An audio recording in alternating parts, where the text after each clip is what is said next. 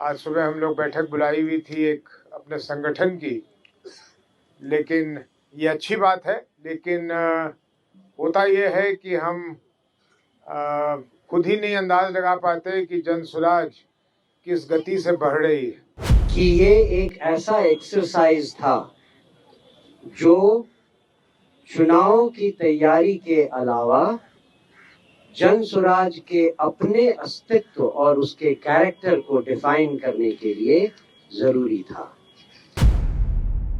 नमस्कार, आर्यन खबर पे आपका स्वागत है। मैं हूं दीपक प्रियदर्शी।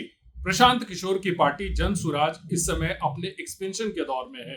उसके नेता प्रशांत किशोर बिहार बदलाव यात्रा को लेकर पूरे बिहार में घूम रहे हैं। लेकिन सवाल यह है कि जब प्रशांत किशोर घूमते हैं तो उनके साथ उनके पार्टी के तमाम दूसरे बड़े नेता क्यों नहीं होते हैं? क्यों नहीं उनके साथ राष्ट्रीय अध्यक्ष होते हैं? क्यों नहीं उनके साथ प्रदेश अध्यक्ष होते हैं? वो अकेले पूरे बिहार में वो जनसभा कर रहे हैं। अब पार्टी की मीटिंग होती है पटना में, और उस पार्टी की मीटिंग में राष्ट्रीय अध्यक्ष उदय सिंह भी होते हैं और मनोज भारती जो प्रदेश अध्यक्ष हैं वो भी शामिल होते हैं। लेकिन इन लोगों को खुद ही ये नहीं पता चल रहा है कि पार्टी में हो क्या रहा है, पार्टी में चल क्या रहा है, पार्टी कितनी तेजी से आगे बढ़ रही है, ये राष्ट्रीय अध्यक्ष को नहीं पता है। और पार्टी के कार्यकर्ताओं को यह नहीं मालूम है कि दूसरे पार्टियों में क्या हो रहा है और दूसरे पार्टियों के साथ कैसे एक्ट करना है। ये चीजें अभी नहीं मालूम है। ये राष्ट्रीय अध्यक्ष और प्रदेश अध्यक्ष का कहना है। हम आपको सुनवाते हैं कि क्या कह रहे हैं राष्ट्रीय अध्यक्ष उदय सिंह और प्रदेश अध्यक्ष मनोज भारती। सुनिए। किशोर कुमार जी ने आप लोगों को बताया, आज सुबह हम लोग बैठक बुलाई हुई थी एक अपने संगठन की, लेकिन ये अच्छी बात है। लेकिन होता ये है कि हम खुद ही नहीं अंदाज लगा पाते कि जनसुराज किस गति से बढ़ रही है।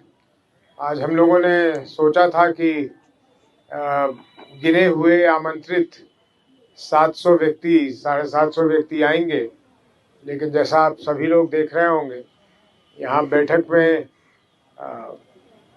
लोगों की संख्या उससे कहीं ज़्यादा हो गई थी, क्योंकि जो लोग भी जिला से आए हैं उनके साथ कोई ना कोई ज़रूर आया है, क्योंकि वो भी जनसुराज के इस संगठन की बैठक में भाग लेना चाहता था। मुख्य तौर से 2-3 बातों पे गौर की गई है। चुनाव बहुत करीब है, इसलिए हम चाहते हैं कि हमारे पंचायत और बूथ स्तर तक की जो तैयारी है उसको और सुदृढ़ किया जाए। उसमें कहीं अगर कोई कमी रह गई हो तो उसको पूर्ण किया जाए, और इन्हीं सब बातों पे चर्चा हुई। फिर जैसा आप लोग जानते हैं हमारे यहाँ एक अलग से टीम लगी है जिसका नाम JSPT है। तो JSPT और हमारे संगठन के बीच में और भी अच्छा समन्वय कैसे बैठे, इन चीज़ों पे चर्चा हुई। फिर विभिन्न जिलाओं से जिला अध्यक्षों ने अपने अपने सुझाव दिए जिन पे हम लोग काम करेंगे। सब लोगों का सुझाव आया है, सब लोगों का सुझाव अति महत्वपूर्ण है हम लोगों के लिए, तो उन सुझाव पे काम करेंगे। आज की ये मीटिंग जो कार्यशाला के रूप में हमने 6 घंटे तक की, उसके बारे में मैं केवल इतना ही कहना चाहूँगा, अलग से जो अभी तक कहा जा चुका है, कि ये एक ऐसा एक्सरसाइज था जो चुनाव की तैयारी के अलावा जनसुराज के अपने अस्तित्व और उसके कैरेक्टर को डिफाइन करने के लिए जरूरी था।